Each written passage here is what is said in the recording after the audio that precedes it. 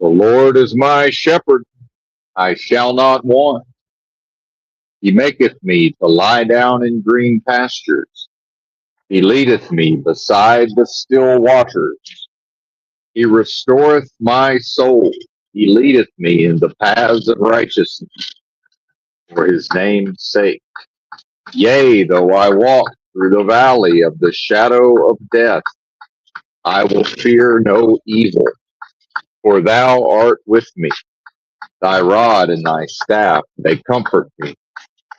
Thou preparest a table before me in the presence of mine enemies. Thou anointest my head with oil, my cup runneth over. Surely goodness and mercy shall continue to follow me all the days of this protracted experience of death, and I will dwell in the house of the most superintelligent power, source, and force of love and creation forever. What's happening, Benton here? I need a napkin. Failed to have one at the ready. Realized I need to blow my nose. I have 2 deliveries this morning, and then I'm picking up a load going to Minnesota. Comically, a small amount of freight. It's like 3 or 4 boxes total. 53-foot trailer. I mean, abjectly absurd. Which is a good way to refer to what I was just listening to, a court hearing. A lady got caught with, I believe, marijuana. Not sure what state this is. Hang on, we got to socially engineer these people. They don't understand I'm not the flow of traffic. Still getting up to speed, folks. It's a sign says 75. I'm going 54, they're going about 58. Hang on. They don't know what's happening. Because instead of teaching them how to drive and sending them to driving school, oh, it's a Sprinter van. Of course it is. Even better. Or a Nissan van, cargo van. They said, oh, it's common sense. You don't need to go to driving school. Just get on the road and do what everybody else is doing. But they don't say, well, that big rig might not be the flow of traffic. Now he's going to go 62 in front of me. Well, what's the big deal? How do you know he doesn't drive slow everywhere? Because I drive every day, all day. And I hardly ever catch up to somebody going 60 and a motherfucking 75. That's how I know. But we'll hang out back here. It's all right, fella. This is the state of the American people. Couldn't think their way out of a paper bag. He's just going to go slow as fuck until somebody blows his doors off, and then he's going to speed up. Somebody's got to anoint him. It's comical. I'm catching up to him. I swear to God. 60, I'm catching up to him.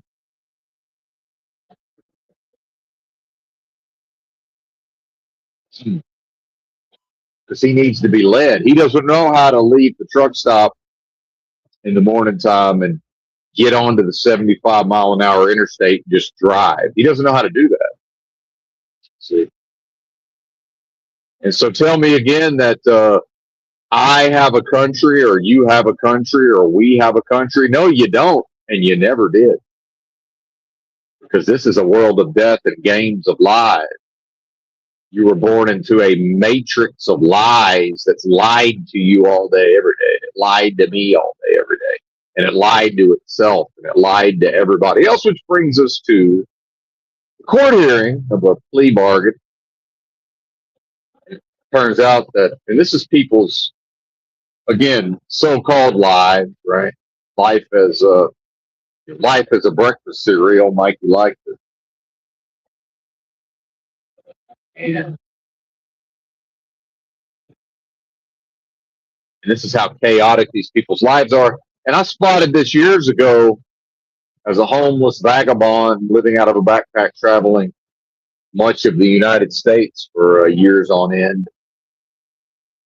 frequenting Walmart supercenters all across the land. And there began to appear at the doorway, at the entrance slash exit of the Walmart, began to appear a table with what I clearly could immediately spot as active drug users, meth users, most of them, with a table and little crafts for sale and accepting donations and professional tablecloth sign thing. Oh, it's faith-based recovery. Everybody's for that, especially in the middle part of the country, right? Middle part of the country. Yeah, now they're blowing my doors off. See, it turns out that it's normal on this road that people go anywhere between about 70 and 95. Not 60, though. They don't go 60 out here, buddy. I can still see his taillights, but somebody just passed me going 85, so probably the last I'll see of both of them. Because the faster one will take he's already speeding up a little bit, but the faster one will take the slower one along for the ride. Because he's not self-directed. He's row, row, row your boating gently down the stream, merrily, merrily, merrily. After all, this so-called life is but a dream. But yeah, back to the court hearing, it was a lady. I did not see her. She sounded, I don't know, mid-30s, I guess, maybe 40. And it turns out she's trying to get through this plea bargain. White lady, of course, white lady judge. And she needs to have the plea bargain's got her put on more probation. She's already on probation. And then she's on what sounds like some version of parole or work release. I couldn't quite tell which. Where, and again, this is a monthly fee. Again, vacuous, delusory, adversarial realm of business transactions. Everything in America is a business. So they've got her on 24-hour-a-day monitoring, which that's probably $150 a month. She pays for it, I would imagine. Oh, well, your donations to the faith-based recovery that she works for pays for it. Oh, yeah, that comes out. And not that there's anything wrong with that just in a vacuum, but the judge starts to have problems with it. And then the lady the criminal in this case, becomes indignant because the judge is like, well, prosecutor, I'm starting to question this plea bargain.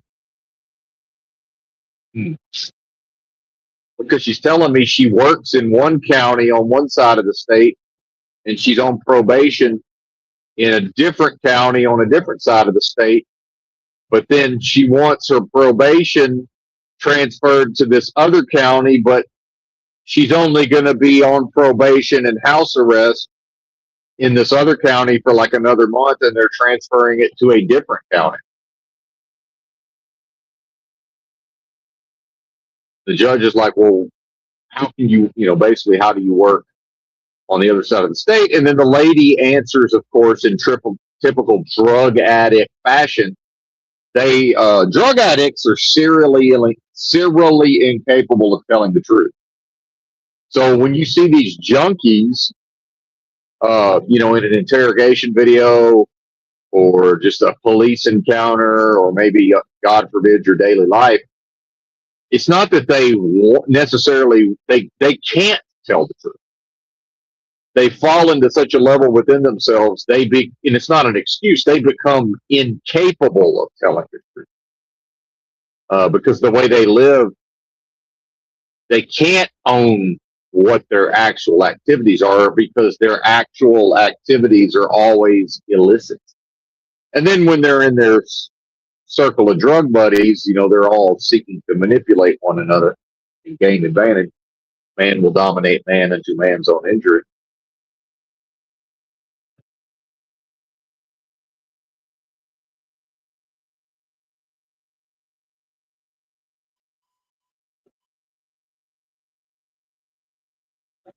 And at a certain point, And this is another drug addict tactic is the falling on the sword. And, game, respect game. I've tactically fell on my sword many times quite effectively, but she actually, the judge starts to, well, what's going on here? I'm thinking about calling this off, which I think I didn't listen to the whole thing, but I think ultimately happened. Like, hey, you're going to have to try again here, prosecution. I'm not accepting this one. But so the lady kind of the criminal like takes control and says, well, I'm on 24-hour monitoring. And then the judge is like, well, what does that entail? And it's, she's talking about, I got to take a picture of myself every 4 hours and upload it on an app. So I'm assuming GPS tracking, all of this. So, and the lady's like, well, okay. And the judge is like, well, all these different counties and you're going to, you're going to start it in this county. You want it transferred to that county, but it turns out it's getting transferred out of that county another month later. Like, what the fuck is this? And the drug addict is like, oh, well, Your Honor, you can go ahead and just assign it to whatever county. That's no problem. And I'll just, drive over for reporting. And the judge is like, oh, well, thank you for granting me the authority to, more or less do my job, right? Which I always find hilarious. Oh, thank you. Thank you for allowing me to do my job. Much appreciated. But the hilarity of all of this is she just got popped for marijuana possession, which, I mean, who cares, of course, but whatever state she's in, it's against the law, and she's apparently in active recovery, and she's employed as a drug counselor. And in fact, this is another scam I began to uncover just in my frequent dealings with the homeless and the street people. That whole world for years and years and years was, and then watching, Intervention and all of these shows and, consuming content. At a certain point, a lot of these people that go through recovery, well, now the next thing you want to know, the next thing you know, they want to be drug counselors, right? And what I figured out is it's just a one big scam to continue using drugs. And so then if she's like, well, I'm on 24-hour monitoring, but yeah, is that a bunch of active drug users that run the monitoring facility? Like, yeah, oh, that's, I'm on weekly UA, urinalysis. Okay, well, I mean, is that an active drug user that works at down at the place that does the drug screening? Because if they'll let you just bring in somebody else's pee and you know when the screen is and you're just bringing in somebody else's pee, well, that's not drug testing. That's are you dumb enough or smart enough to give us what we ask for, right? Which is how, when I found out I needed to try to get this fellow's signature on my bill of sale to register my car in Arkansas, well, what I ended up doing was I just read what Arkansas requires at the level of a bill of sale, and then I gave them what they asked for, which might seem fraudulent, but it's not. I gave them exactly what they wanted, which entailed I took a picture of his signature where I signed the title and he signed the title, which I thought was the bill of sale, but apparently they wanted a separate bill of sale. I took a picture of it. I have just enough Photoshop skills to put his signature onto the downloadable PDF, and I printed that out and I signed it. I handed it over to the state of Arkansas, which they were happy to accept. So the thing about regulation and systems of mankind is, number one, mankind is incapable of creating and operating systems that are free from corruption. It cannot do that. So if you're interfacing or if you're viewing one of mankind's systems in operation, you're watching corruption in operation. And that's your job. If you have a job, your job is made up of corrupt system. Food stamps is a corrupt system, right? Whatever systems Donald Trump as a phenomenon exists within, those are all fraudulent, corrupt systems. There is no area of this so-called life, protracted experience of death, that is not corrupt. There's only one system or area accessible to the individual when it comes to power and meaning and authority and creation and love and tolerance and acceptance, whereby there can be a righteous expression, where there can be a so-called holiest of holies, a so-called, air quotes, kingdom of God, and that's within the individual. And the reason for the philosophy of solipsism is, as an individuated being, something that's not even possible unless accounting for waking dreams, surrealistic, unreality, deja vu all over again. Benton, as a phenomenon, can only ever validate the existence of all of that within his own so-called sphere of influence, energy sphere, within his dead flesh container. Whatever's going on outside represents externalities and a guarantee of corruption, a guarantee of lack of power, a guarantee of lack of meaning. And in fact, there will never be meaning, although there will be many structures and phenomena, various phenomena that appear to be authoritative, appear to be meaningful, and appear to wield power. But the power they wield always boils down to man dominating man unto man's own injury. And that's why it's not the power over Satan and the demons, it's power over the power. Because the power is the external power, and that's the bullshit, illusory power. And it ain't no power at all, as it turns out.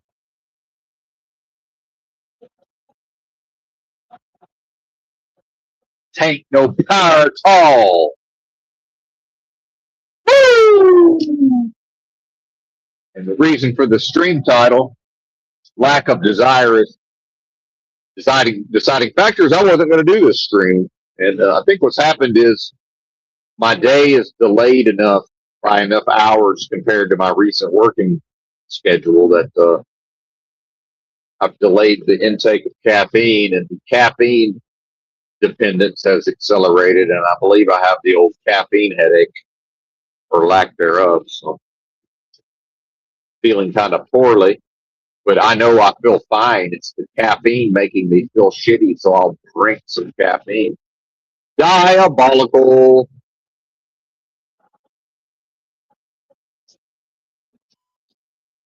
Diabolical.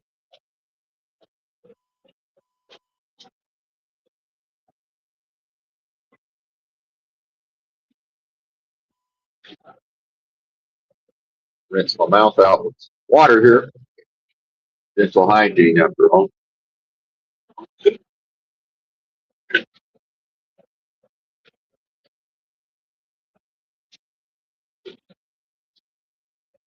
I'm headed to Lubbock, Texas. Quite windy this morning. Literal tumbleweed. It was interesting listening to old Scotty Bear, the homeless car dweller. And I also listened to about 10 minutes of a panel here in the so-called Truth Community Panelverse. That ties in with the car dwellers. It was Landry over on Modern Men Lost Again. King Stephen, a.k.a. the Sanity Machine. Shout out to him, as always. And some fella I'm not familiar with, Gabe, I guess. And, only because I haven't been around. Not saying, well, I don't know who that is, as if that means anything. I love when the boomers they think it's relevant that they haven't heard of some like really famous influencer. Well, I never heard of them. Oh, okay. Like that means something, boomer. Yeah, let's just go ahead and triple down on being out of touch, boomer. It's a great idea. I hear boomers and old folks talk about, well, there's no good music anymore. And I say, at first I'm like, yeah, there's not. And then I'm like, well, wait a minute, there has to be. And if I don't want to be like these bozos, I better go find some. And I have. because of course there's good music. There's always good music.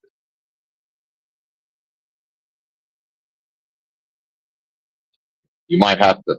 The boomer might need to hang on to just enough of their childlike innocence to be able to find it, because all the old crusty boomers they hang out with aren't going to go find it. Who's going to be the one to go find it? Well, I found it.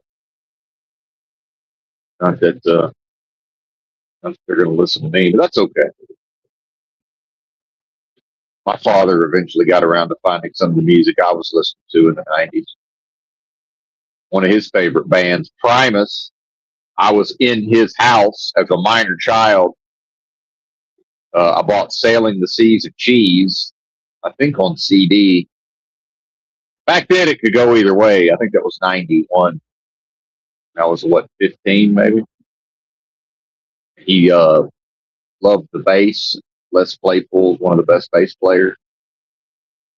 But in that world of experience and kids don't know nothing, he had to wait 30 years or whatever to find Promise. All right, man, whatever. I don't hold any grudge, but joke's on you, partner. Anyway, enough about that.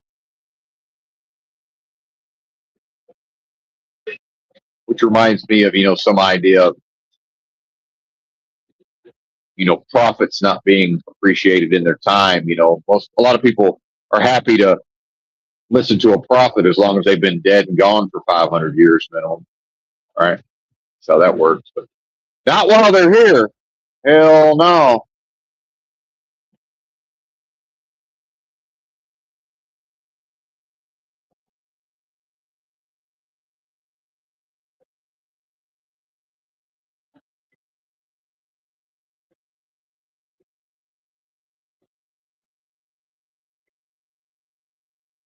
But yeah, they were talking about people living in cars, and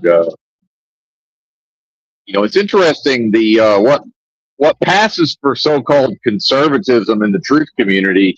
It's really most of the time narrow-mindedness and being so-called, and I don't even want to call it judgmental. I'm quite opinionated. Whatever the word, convert judgmental into condemnation, condemnatory. I don't know. Is that a word? I have no idea. Maybe condemnatory. Right now, I don't think that's a word. Either way, this is why I appreciate King Stephen. King Stephen is open-minded, or at least makes himself be open-minded. Now, yeah, he's not,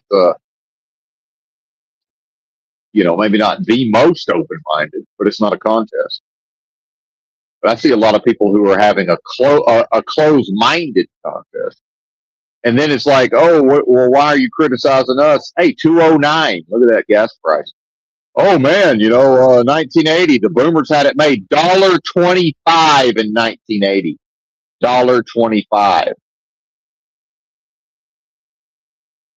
It's like $6 in today's money, probably. It's 209 in between Amarillo and Lubbock. With Murphy. Yeah. Minimum wage in 1980 was $3.10 a gallon of gas was $1.25. Now in Arkansas it's $11. Gas is no more than $2.50. Okay. Yeah, but oh my God, these prices. They've been going up and going up and going up.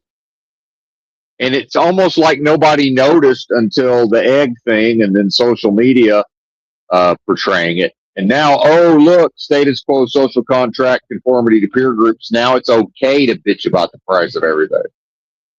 Right? I've been noticing it for years. And then it's like, yeah, man, who would have thought bailing out the banks could ever lead to this? Who'd have thunk it? Right? This wasn't foreseeable. And in fact, bailing out the entire world's the global financial system, bailing that out in conjunction with the European Central Bank. And I don't know what they did in China. I know Bank of America got the TARP funds and immediately invested them into Chinese banks. And Blagojevich, who was sitting governor of Illinois, thought he could shoot his mouth off and say, well, state of Illinois is not going to do business with Bank of America. That was in December of, I forget which year. And that very month, he was indicted federally for so-called selling Obama's Senate seat. And they got him on tape when they asked him about it. Blagojevich, he said, well, I didn't do anything wrong. And he didn't, because in the corrupt system of politics, if I'm the governor of Illinois, Obama is a senator from Illinois and he becomes president and vacates his Senate seat and I get to appoint the seat, that's currency. Now somebody's got to do me a favor if they think they want that. I trade that for something I want. That's what politics is, by the way. What do you think politics is? But what he learned was that, oh, wait a minute, buddy, you didn't realize that, yeah, your constituents are temporarily angry. Occupy Wall Street / taxed enough already. Where's my bailout? To quote comedian Doug Stanhope. Yeah, all these things. And he thought that anger meant something. And it's like, no, you can't bite the hand that feeds you, sir. Who do you think let you become governor of Illinois in the first place? It may not have been Bank of America, but it was something, in that same club, sir. So off to federal prison you go. And remember, they hardly ever send a motherfucker to federal prison. Hardly any corporate executive in America goes to prison. Hardly any corporate executive or politician goes to prison in this country. So pay close attention when one does. He went to prison. That Dennis Hastert supposedly went to prison. And then I got Spiro Agnew. And yet, at the state level, you got states like Arkansas and Louisiana who used to just more or less as a normal course of business send the majority of their state legislatures to prison. Yeah, that used to happen, but that was I think that was the Fed saying, hey, if y'all don't clean this up, that was probably a backroom deal, I would imagine. And of course, Louisiana, a lot of folks may not realize, historically, that's got to be the most authoritarian, oppressive state, Louisiana. And you might not think it unless you went there during the pandemic, but that was one of the most over-the-top, put a fucking mask on right now areas I went to was Louisiana. The farther south you went, the worse it got in Louisiana. Found that kind of interesting.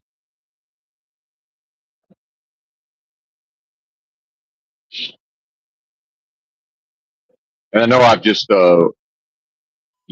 I went down a lot of different paths. I took a lot of, went on a lot of tangents. But I think I could play that back and listen to it, and pretty sure it would make sense on some level. But then the listener needs to be agile of mind. How am I going to be on here agile of mind, focused, shot out of a cannon, full of testosterone and vigor, and then the listener is not going to have some of those characteristics? If only perhaps by inspiration, osmosis, right? An agility of mind. The audience, not that there's much of one left, shout out to 3 listeners. I think I ran one off by acknowledging the potential, the meandering course of the recent discourse. Perhaps they were not paying attention. It's not my job to pay attention for you. And this is part of something else I've been thinking about, is some individuals develop and exhibit an ability to perfectly track all details within the course of a conversation, as the owner of this trucking company has learned about me. And what that does is that prevents certain types of attacks. But he also knows if he comes correct, I'll have to surrender immediately. One time I thought I had all the details and I got a big head of steam up, and he used logic and reason to point out that some of what I was saying was ridiculous on its face. And I was like, yeah, you're right. That sounds fucking ridiculous. You're right, sir. That is ridiculous. I give. right? Uncle, you know. But that means he's smart enough to figure out he's got to know how. If he can't bring it, he's better off not giving me a bunch of bullshit where I'm going to be like, well, actually, sir, it's this, that, and the third. Don't try to blow a bunch of smoke up my ass. I ain't having it.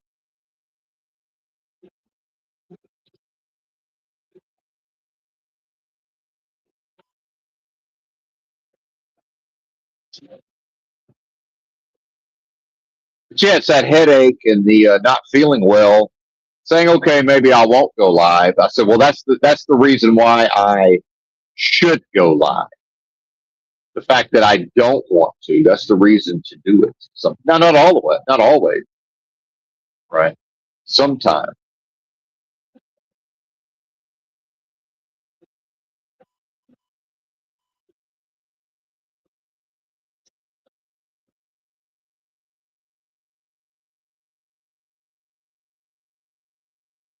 Oh, and there's no live chat.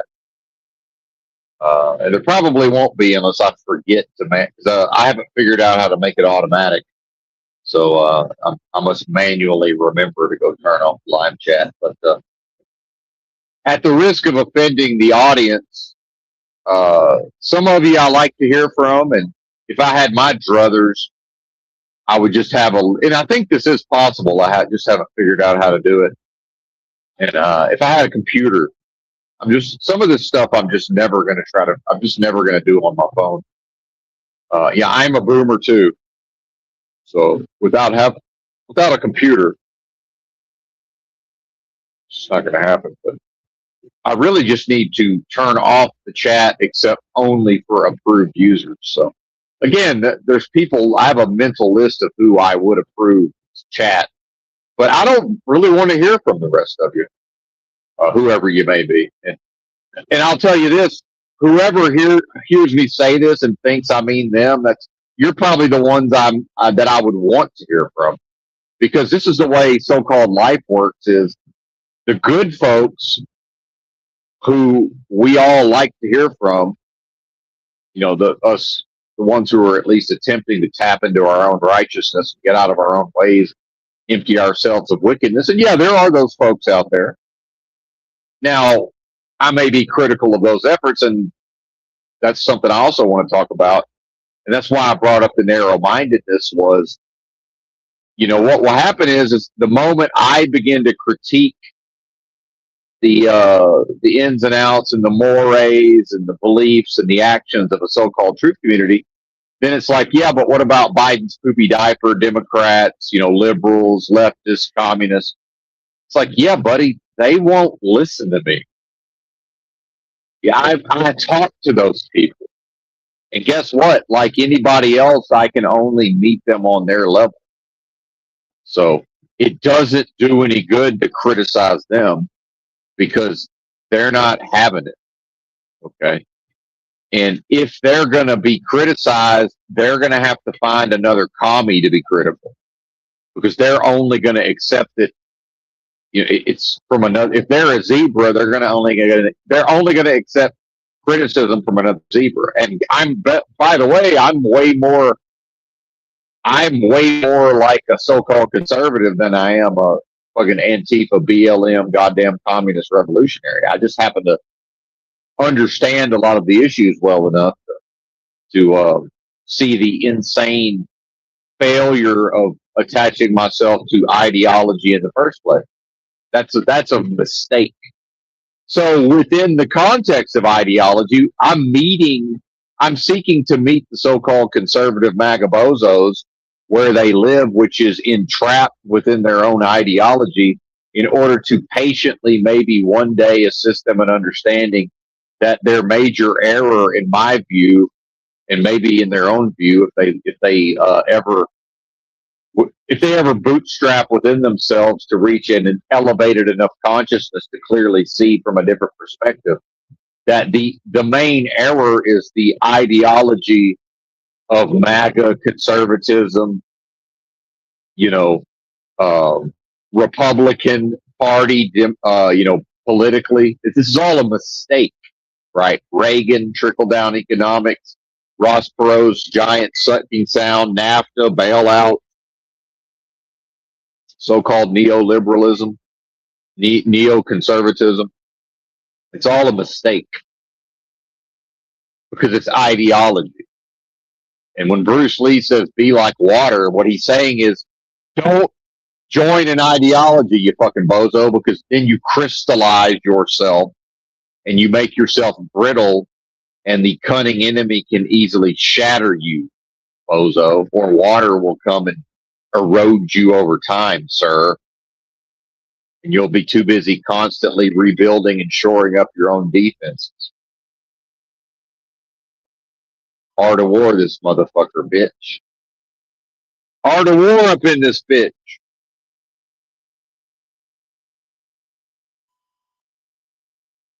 So, if this discourse is valuable, who's listening to it?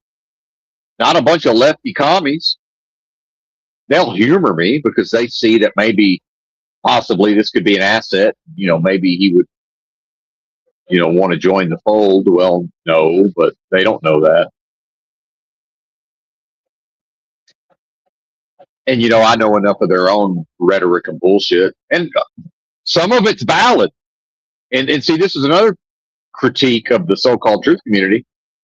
You know, some of that lefty bullshit is valid. Are you going to tell me that this imposing enemy that your side can never defeat somehow just has no points? Wow, that's just amazing that they somehow managed to hang on to so-called power and have absolutely no validity to any of their assertions. How could that possibly be? Right. And when you look at, oh my God, look, Somali fraud in Minnesota, and you know, corrupt systems of government have been subverted into providing millions upon millions upon millions of taxpayer dollars right into the hands of these criminals. Well, you know why that happens? Do you know and again, if you're not a conservative, that's fine. If I ain't talking to you, I ain't talking to you. It's like a thought experiment in some way. Do you know why that's possible? Because the bootstrappers, if you can't feed your family, if you can't make your bills, it's because you have failed morally and you're not a hard enough worker. Those type of people do not, on some level, believe in charity or welfare. Now, it's interesting for a Christian, because a lot of these people call themselves Christians and therefore have to sign themselves on to charity in some way, but they don't really believe in it. Because here's how you know they don't believe in it. They don't believe it's right for them to accept charity. And in fact, if somebody like me ever accepted charity, part of them, they're not going to want to be around me, but while simultaneously they want to be charitable. And I'm like, okay, how can you be charitable if nobody will accept your charity? Because I grew up in a culture where people gave lip service to giving charitably, but nobody would receive charitably. And so, surprise, surprise, within my own local community in Southeast Arkansas, down in the Delta region, the most historically impoverished region of the country, there really wasn't a lot of charitable giving that was visible because most people wouldn't accept it in the first place. And yes, I do respect that on some level. And am I also that way on some level? Absolutely. Did I know 20 years ago that I could absolutely have signed up for disability, then been rejected by the government, wait 16 months or 18 months, then go to a disability lawyer who will accept my case because he's going to take half back pay when he has a relationship with the judge and he knows how to sweet talk the judge and they're going to approve me. And I absolutely could have gotten approved for disability 20 years ago. You know why I didn't? Because I'm not motherfucking disabled. And I will not wake up every day and affirm to myself whatever this realm of world of death and game of lies are. And my fellow so-called countrymen, I will not affirm a state of disability. I'm not, what I am can never be disabled. What I am absolutely at times has accepted alms, so-called almsgiving. Why wouldn't it? When I give some random person a $20 bill and some random person gave me a $20 bill 10 years ago, there's no difference. That's me on some level. I'm giving $20 to. Here you go, me. Have fun. And guess what? 10 years ago, I might have bought a blunt and a 24 ouncer, and then also with $10, and I might have also bought something I needed for $10. Who cares? But most of the time, most of the money I was given went to things I needed. And yeah, some of it went to a beer and a blunt. Who cares? So fucking what? If that was wrong, okay, I accept that. I don't know that to be wrong, because how can I freely give somebody $20 if I try to say, well, and make sure not to buy liquor and weed? So like, okay, and then let's say that I buy them something worth $20. Well, what y'all don't know is if they're on a bad enough substance, they just wait till you leave and they trade it for $2 worth of meth, right? Versus here's $20, and maybe they then do the so-called right thing and spend half of it on drugs and half of it on a fucking pair of socks or whatever. I don't know. Under socks and underwear.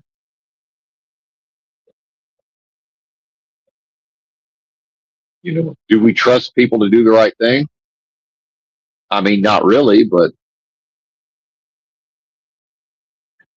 that doesn't mean I don't trust them to do the wrong thing necessarily. Because there is a precedent, because I know, because I did it.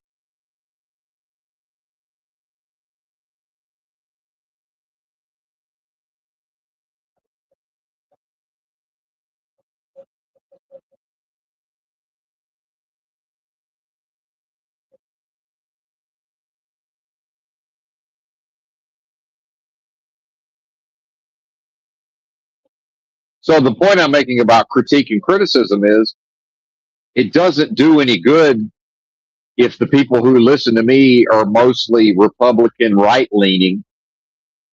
It doesn't. Somebody needs to critique what that is, because what it is not good enough. Because if what that is was good enough, it would defeat the so-called enemy. The fact that it doesn't defeat the so-called enemy proves that it is the same thing as the so-called enemy. Democrats and Republicans are the exact same fucking thing. They're different manifestations of the same thing. Different manifestations of the same thing. Moral depravity, and it manifests differently. Sexual perversion, that manifests differently. Yeah, that's what it is. Don't kill the messenger.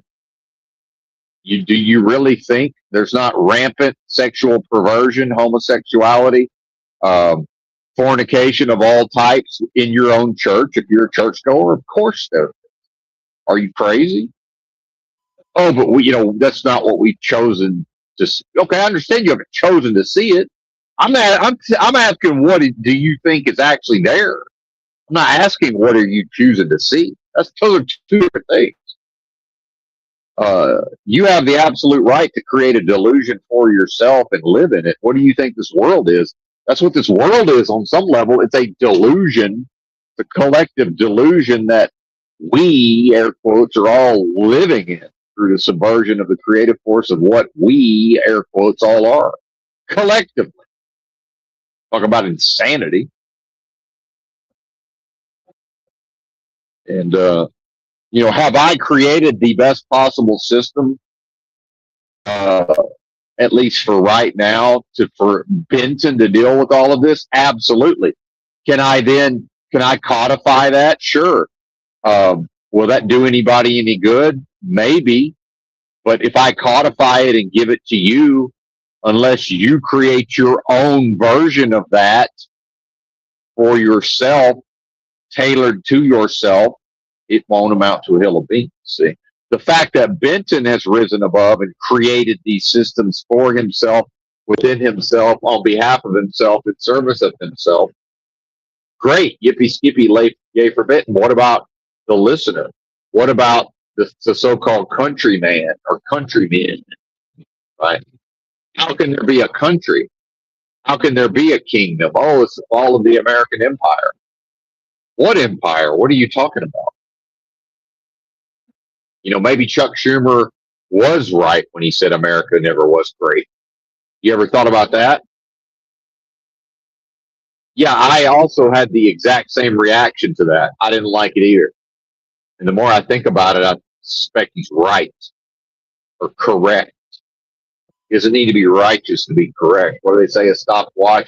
Even a stopwatch is right twice a day.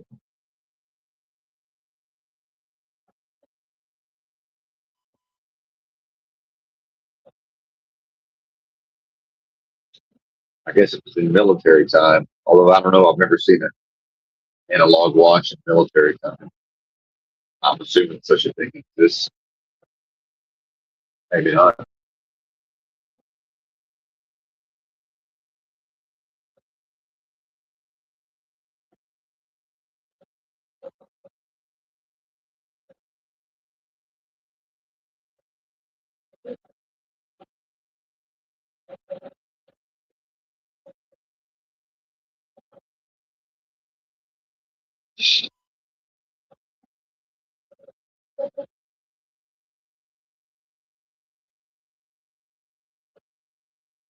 And so, in some way, Benton here is killing multiple birds with with one stone. That's a bad analogy, but again, multi-layered and multifaceted, because ultimately the critiques of so-called conservatism are coming from within the framework of ideology, and I regularly talk about the flaw or the error of joining an ideology or even operating within the context of ideology, at least on an ongoing basis, and especially to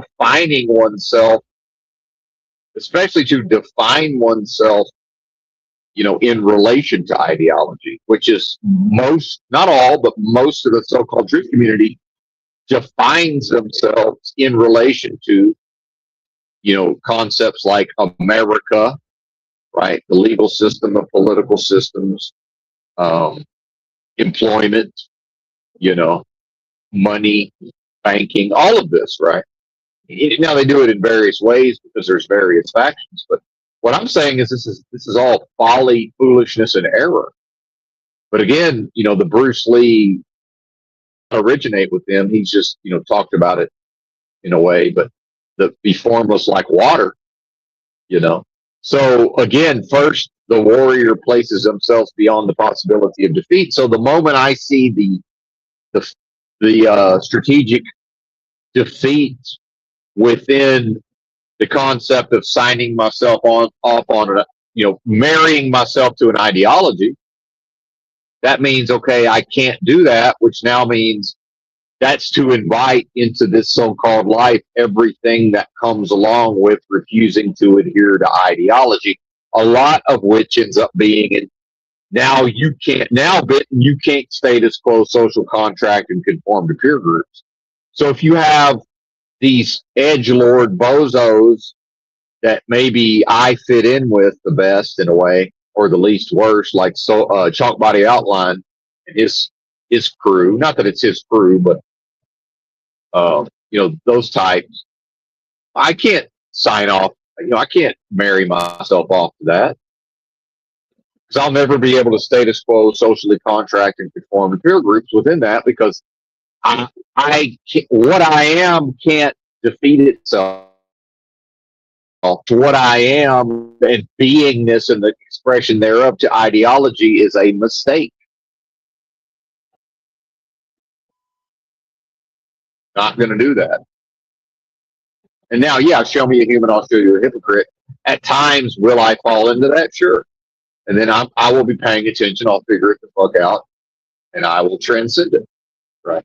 This is from my perspective, a lot of this so-called life, protracted experience of death, it's a never-ending series of transcendence of various phenomenon or phenomena and limitation and getting out of one's own way, to transcend obstacles, blockages, right?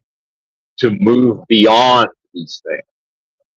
And in moving beyond the present limitations, that then changes the circumstances. But guess what? Those circumstances are gone. A new set of circumstances replaces them that must then be transcended, or to not and when the individual stops transcending their present circumstances, then they stop transcending this world of death. And then that is death, which means they stop growing and changing and evolving. See, now for some reason we're in a traffic jam. I don't completely understand.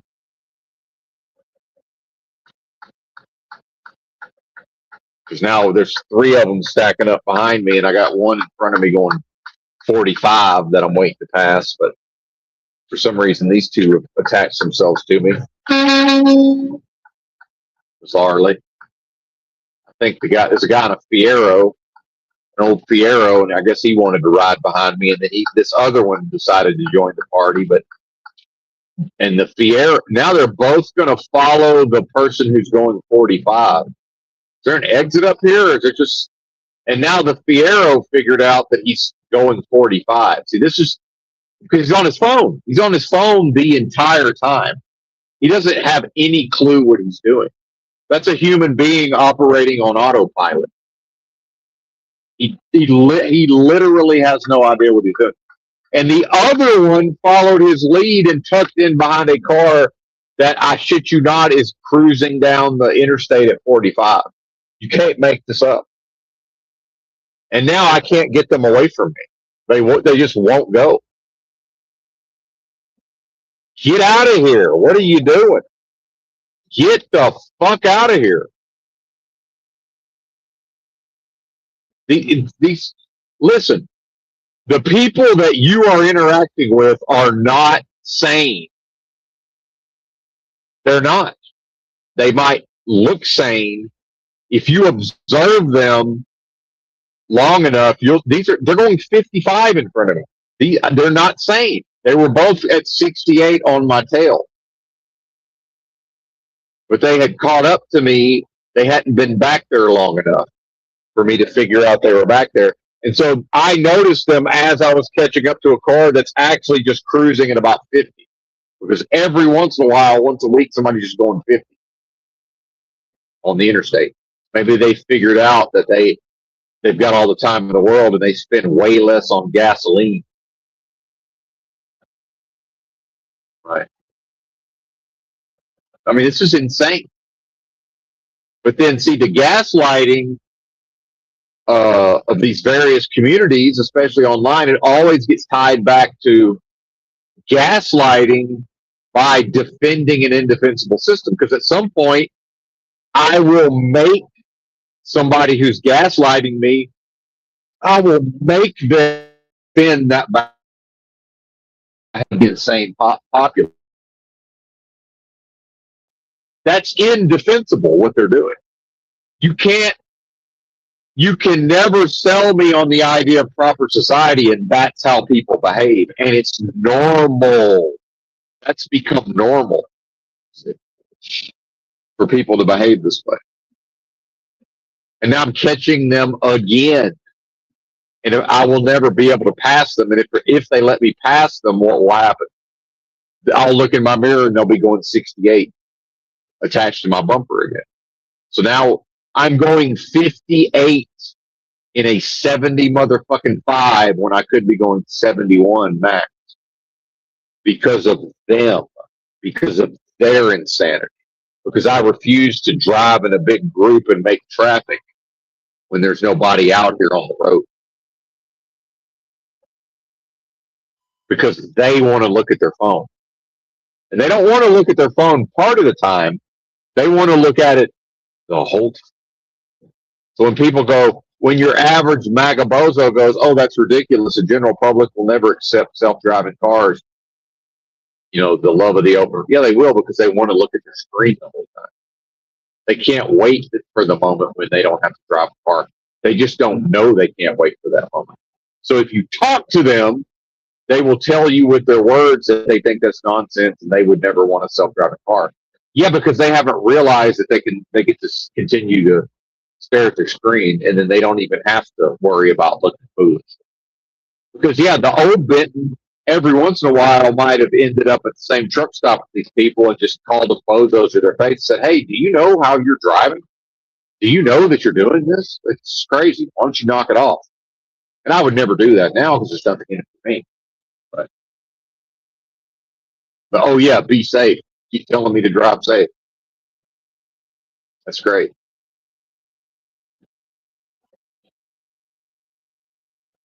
Thanks. That helps. Guess what? Uh, Always do that 100% of the time because I'm able to, perfectly track all details and just somehow, watch everything. Yeah, do I make an error on occasion? Sure. And I've absolutely created systems to catch my own error.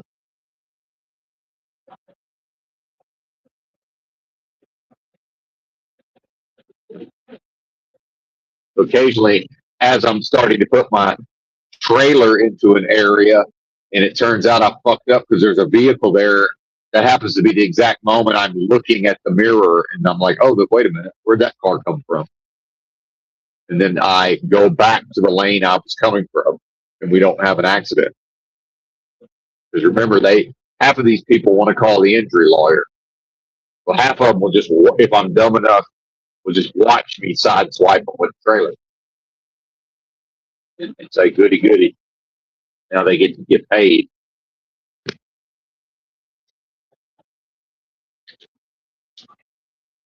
Now they get the bright lights because I'm catching them again. Y'all ain't cruising at 60. You're just not.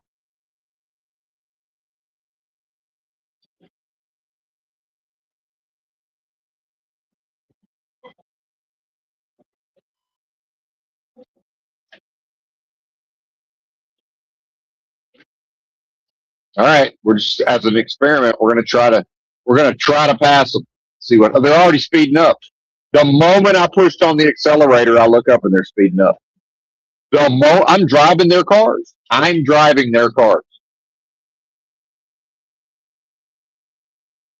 The instant. See, there's some sort of connection there because their consciousness is not driving their car. My consciousness is observing all of this. So just somehow my consciousness is taking over.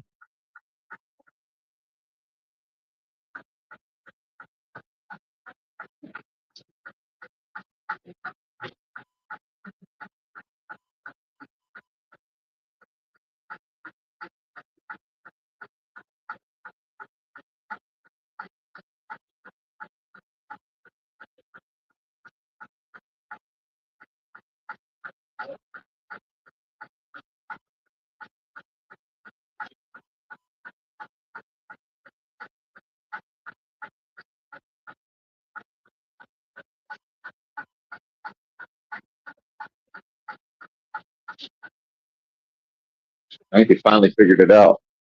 We'll see. Might actually be pulling away from. Maybe. Just total insanity. Now here we have another problem is we're just, even when people are paying attention, if I get back in the lane in front of them, the tendency is to want to catch up with me. See that now they're pretty much keeping up with me, but they're way back. So I expect they're going to creep up on me again. If I had to guess, this is total insanity. Total insanity.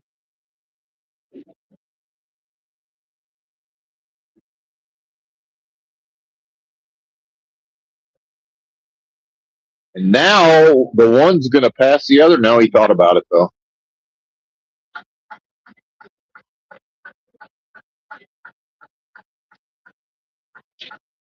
Insane, man. Fucking insane.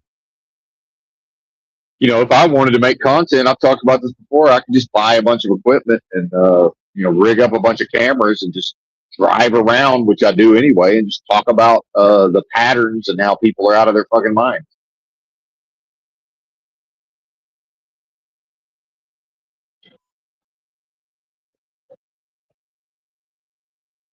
Imagine having like a wireless camera on the rear of the trailer with like night vision. You could actually see what these people that try to hide behind my trailer, like watch them do drugs or whatever they're doing.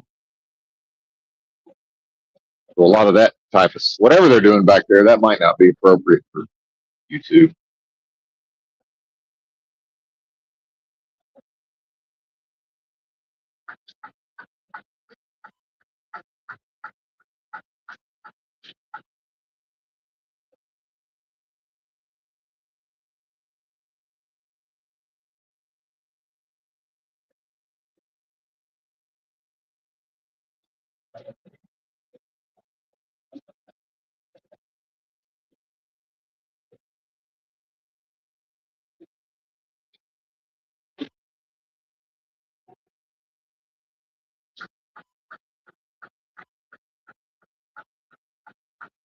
Well, we're coming in hot.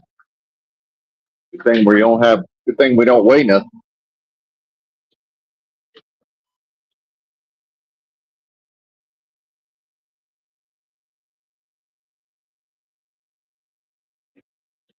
Coming in hot.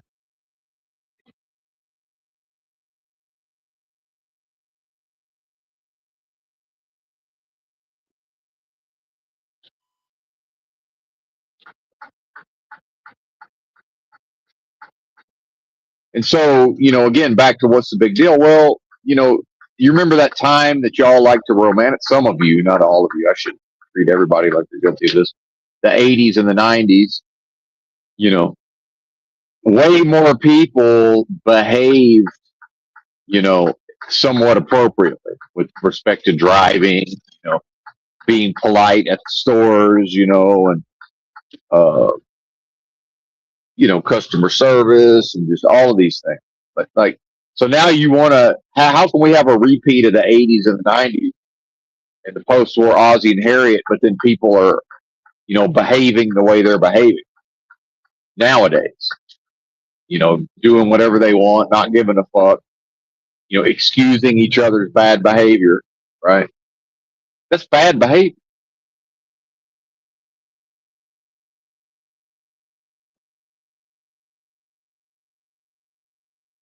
It's like, yeah, I'm for freedom. I'm for people in a society that might be, approximating something appropriate. People would just choose to conduct themselves properly most of the time, and if that was the case in the past, it's not the case nowadays. It's just not, right?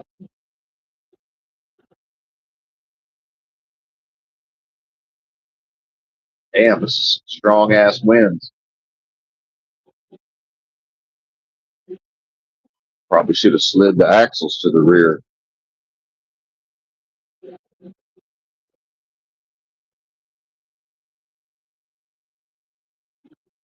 Yo, this is nuts.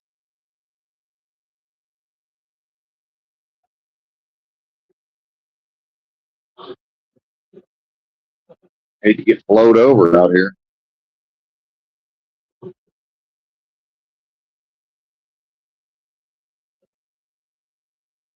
Whatever I went through in Colorado recently was worse than this. Kansas and Colorado, but this is pretty serious too. But I started to make a point about Scotty Bear earlier, living in his car, and he's going to truck driving school, and he's 52, I think, and he does DoorDash some of the time. And he was like, "Hey, people need to have their houses clearly marked with the address where you can see it." And so I posted in his comments, I say, "You think that's bad? Wait till you start driving an 18-wheeler trying to go to these random places that you've never laid eyes on. And you're probably never going to ever, a lot of them you'll never go back to. Now, some of them you will, but, or you get there and they say, hey, it's the other building, and they they hand you a piece of paper with an address and a crudely drawn map on it. Say, well, off you go, right? And a lot of areas, there will be times when if you make a wrong turn or you just assume that you can, well, since I'm delivering here, of course I can drive it forward with my 18-wheeler, and only to find out, oops, how do I get out? Well, you're going to have to back out the way you came, buddy. Okay, that sounds like fun. Yeah. Good luck with that, partner. You ain't seen nothing yet.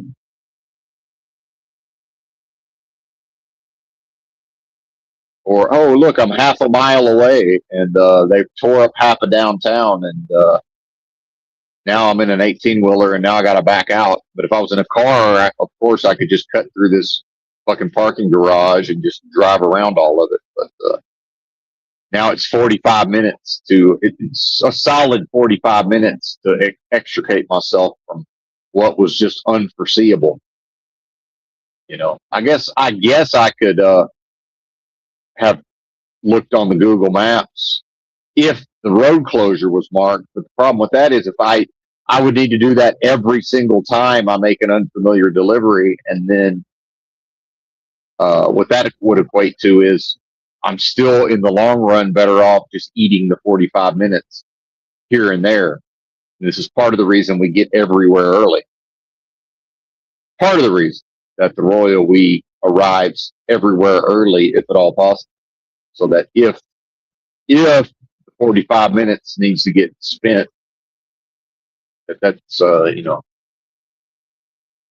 hence the if I'm on time, I'm late based on my own standards.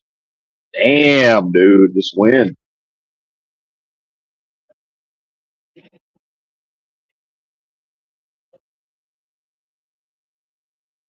This is fucking bananas, dude. All right, I got to take a leak real quick. Texas Tech University. We're not. I don't think this is the college. That's something associated.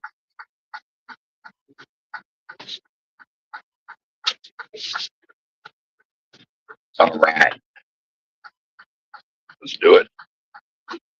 Hey, it's almost time for fruit. Oh, we forgot to turn the heater down. It's not too hot back here.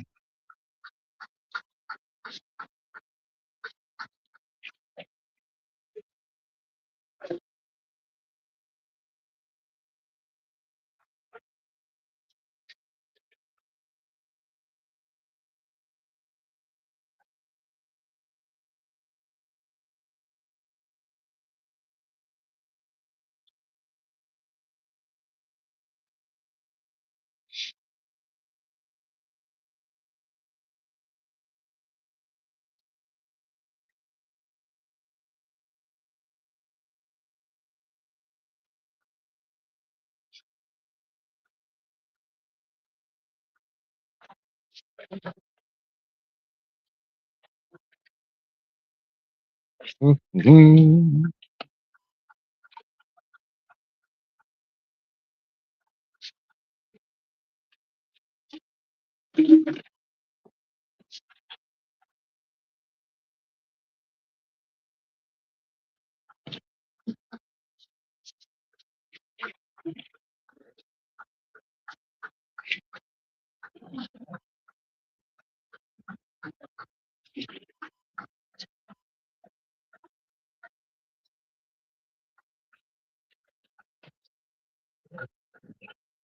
Wow.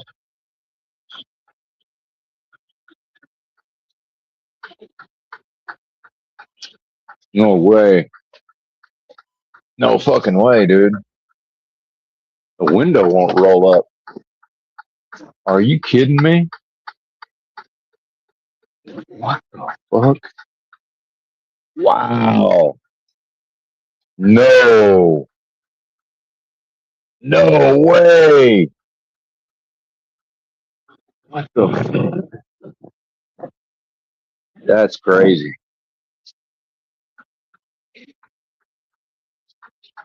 Motherfucker. This is what I mean about trucking. It's like, just never know, dude. The window won't roll up. I just rolled the window down. It won't roll up. Dude, that's crazy. Wow.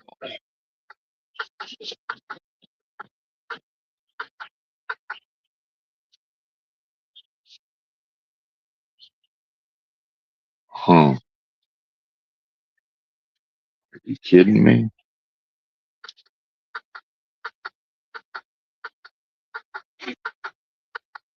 I think that's the side the wind's coming from, too.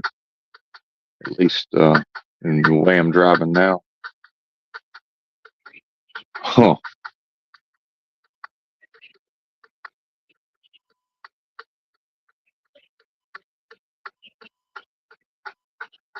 There it goes. I don't know. Just enough experience with trucks. I thought to myself, well, it's just probably some kind of glitch. So yeah, I turned the engine off, and, took the key out and everything, and that was bizarre. I'm glad it went back up.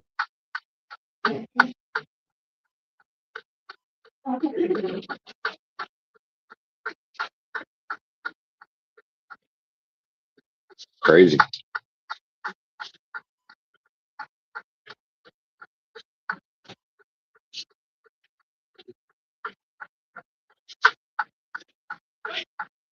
So one of the addresses, I got 2 drops in Lubbock, and one of the addresses is just a house.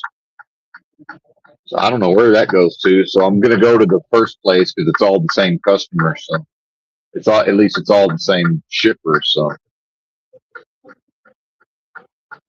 I'm going to the one place that I'm pretty sure I've been to before, and they might just say, "Oh yeah, we'll take it." They, whoever that is, come by here and pick it up, or I don't know, maybe just drop my trailer at the truck stop, cruise by in the bobtail.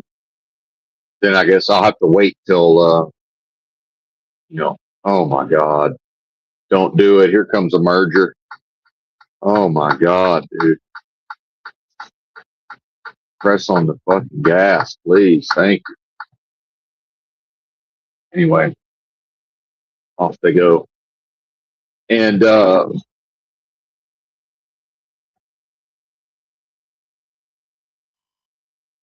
either way, sure it'll be fine.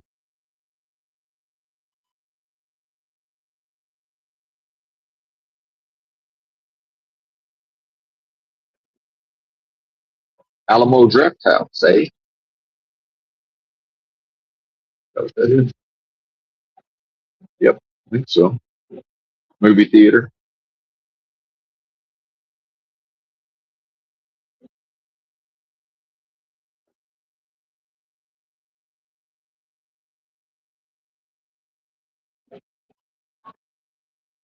$209.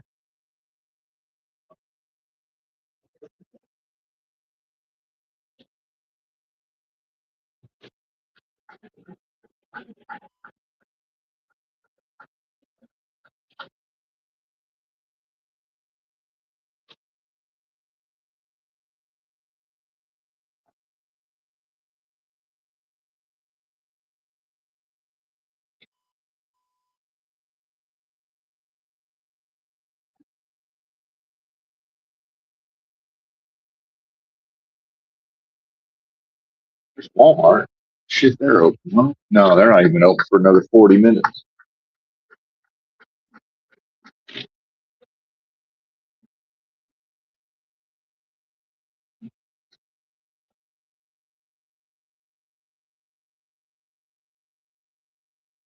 Oh well, I guess we're just non-tinting it up. Stopping there about local food service, day cab, 28-footer, I think. Is what that is. Throwing cases all day.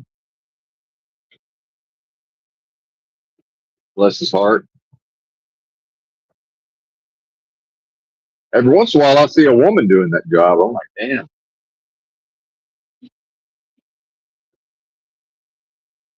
A lot of fucking work. Not that they can't do it. Goodness. A lot of so-called men can't do it either. Not day in, day out. And I'll admit it, my job is easy as fuck a lot of the time, but not when it's day in and day out and day in and day out and day in and day out and day in and day out. I don't make $7,200 a month, for nothing. And really, it should be 10. Really, realistically, if I work 7-day week, it shouldn't be possible for me to make less than $2,500 in my pocket. I mean, it just shouldn't be possible. Like a lot of jobs, we are woefully underpaid. But, Americans hate unions, right? Oh, well, they're corrupt. Yeah, guess what? So is everything else. The money's corrupt. The money's a lie. The money's a debt. It's not a store of value. Like, what's not corrupt? What's not a lie? Talking about a type of lies and corruption that might put more money, your beloved children, right? My kids. Yeah, well, what if a union helped your kids have access to a better life? Oh, no, that's a bad word. Union is bad. Why? Because that's what your mind control says. And meanwhile, I'm not saying it's good. I'm talking about if, now probably I wouldn't make any more money if this was union. Probably it would just, my working conditions would be way fucking better. And I would make the same money. Really, probably what it would boil down to. Because the union, it's going to want to strengthen itself, and it's going to want more people to be able to get into the union and pay dues, grow the union. Right? So instead of having one person get all this done in a week, it'll be two people, whatever. Be spread out amongst less workers. And now the corporation is having to pay more money for the same, productivity. And then under globalism, so-called, well, with pitting each country against each country and each workforce is competing globally, well, now union is a bad word. And this is also, Ross Perot's giant sucking sound, the jobs leaving America. Well, those jobs fucking sucked anyway. It's like, yeah, I understand that people want to work in a in the past, they worked in a factory. Did they want their children to work in factories when they grew up? Would they wish that on their children? No, their children, a lot of them went off to college. The ones that weren't fucking delinquents, criminals, or, died or went to prison. A lot of them did go to college. And then now, economically, people are like, oh, go into the trades, factory job, warehouse job. Oh, Donald Trump's going to bring all that back. Let's say he does. Who the fuck's going to work there? I've stood on an assembly line all day, every day. It wasn't for very long. I did it for a summer. That shit sucks. But yeah, could I do it for 30 years or whatever to, provide for my family? Sure, I'm sure I could, but would I want that for my offspring? I mean, well, a version of bit crazy enough to create offspring probably would not want that for his offspring. So how can, bringing the manufacturing back, like, how is that the answer? I don't. Now, if you get into associated industries, right? And maybe higher paying jobs that aren't actually, on the fucking floor of the facility. And then with automation, of course, less and less and less of those jobs. I think it was Razvan over there in Europe talked about, he went to pick up a load of cases of water going to Amazon or whatever.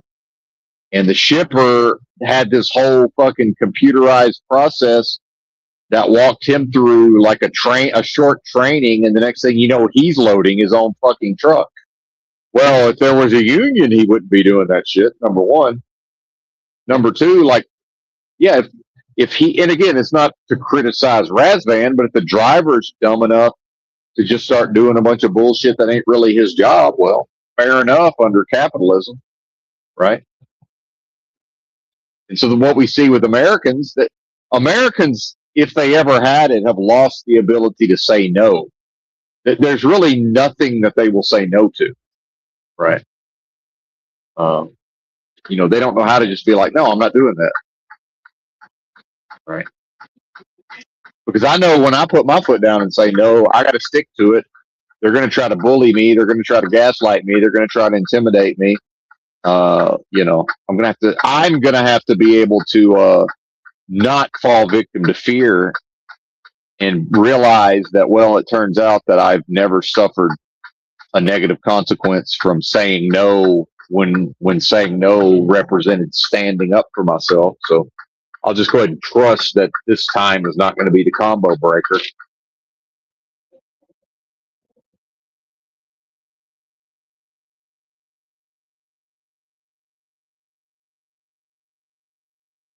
And this is, proper leadership of oneself.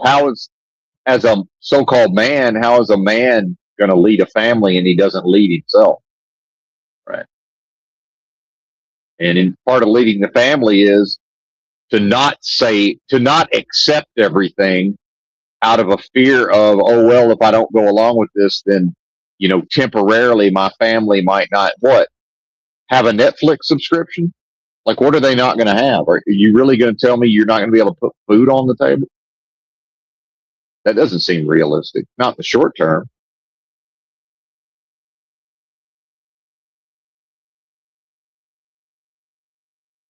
I know I made a list for my dad of all the fucking food banks in the area. There's like 10 of them, and that he had access to in his car, his little pickup truck. And of course, he was too proud or whatever to do it. But there's resources out there, folks.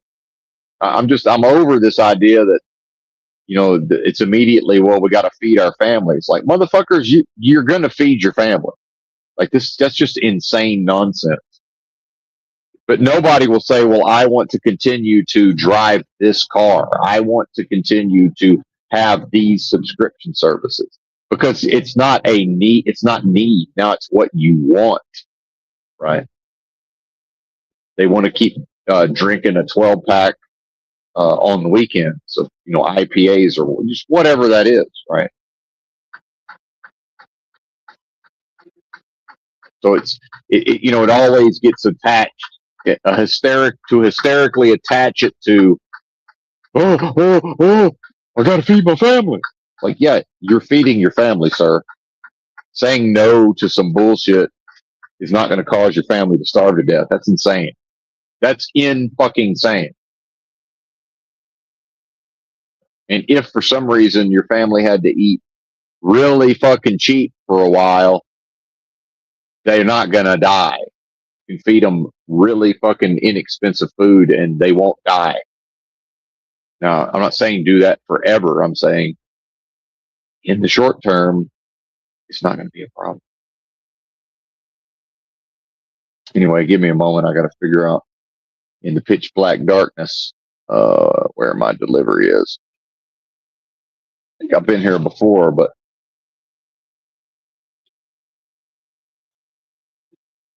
it's not quite where the GPS thinks it is.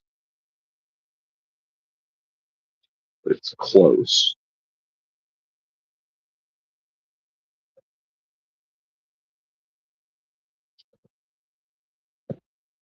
And surprise, surprise, a lot of this new construction out here in Oklahoma and Texas and all of this, outside the cities, these businesses, no worry of a union.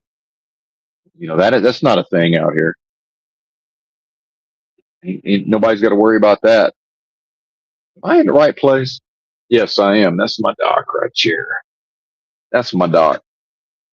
I couldn't even, everything looks so much the same out here. And the Google Street View hasn't made its way out here yet.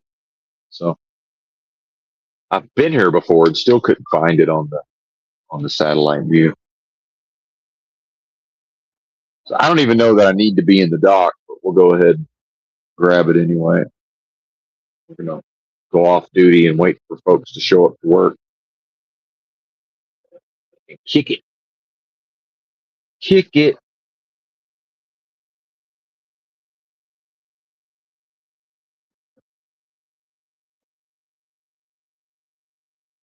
Jump out and open the doors here.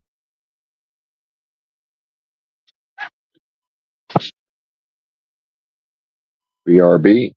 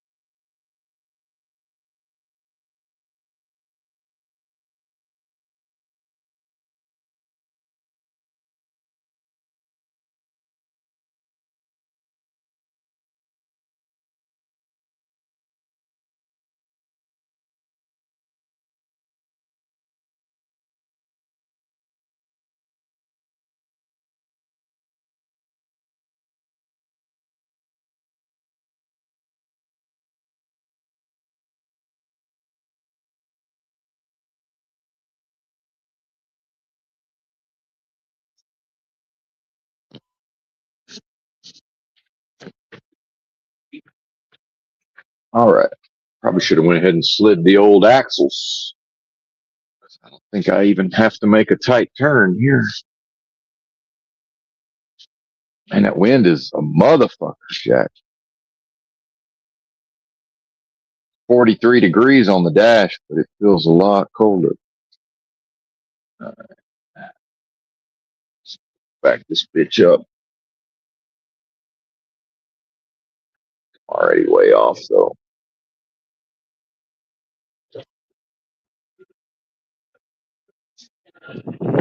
Oh, yeah, way off. Well, sort of. Now, I just got to expect the car out of nowhere. Key moment. Just got to know that probably there's going to be a car sitting there. Oh, yeah, still way off.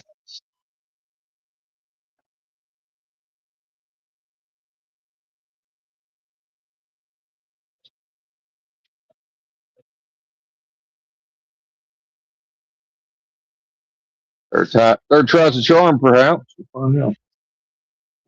Yeah, it's a little better.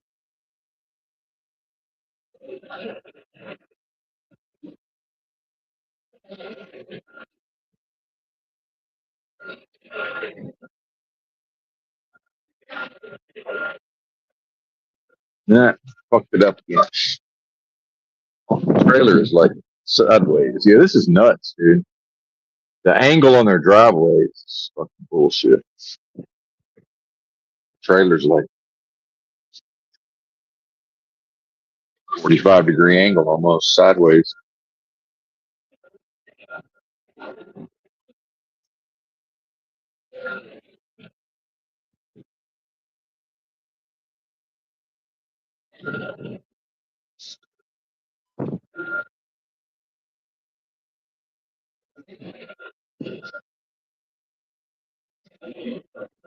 All right, now I'm going to get out and make sure I'm not hitting their building. So, BRB.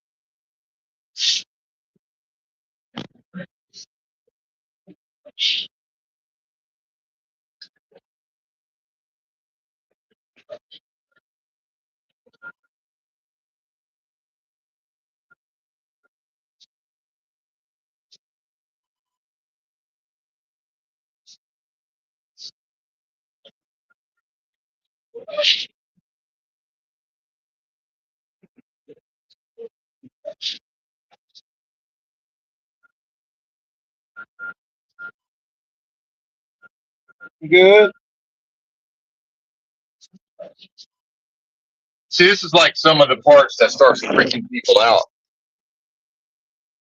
Because what I typically do is put way too much of a jackknife in it. But as long as I'm watching what's happening, I can always straighten the wheel, go forward a few feet, and it removes some of that jackknife. And people just aren't used to seeing that technique, right? And they start freaking out because that's not what they're used to seeing. And the NPC normies, oh, that's right. I also forgot there's an angle on this, and I wasn't smart enough to lock the axles, the differential. I could have locked it, so I'm losing traction going up this thing. It's funny because this is, a dock is designed. This dock is designed, to accommodate a trailer, a rig of this size, and there's enough room to back in. But the angle of the driveway makes it to where a lot of these rigs can't get up it. I've actually just got to try to momentum my way up it, which is not exactly safe necessarily, right?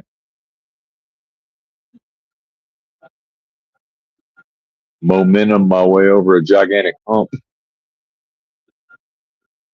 I've seen drivers get stuck and then they don't even know what's happening. I've had to go hey man, you're losing traction and this is why.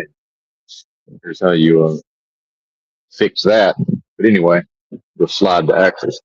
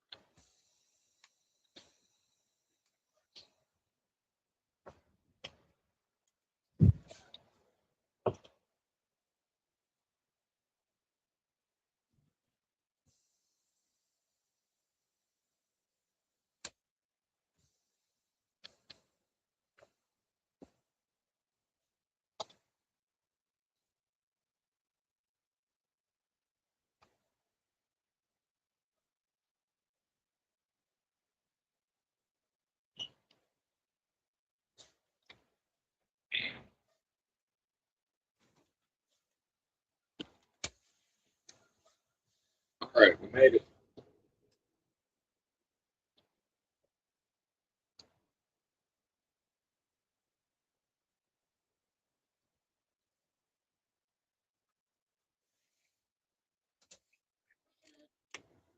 Now it's time for fruit.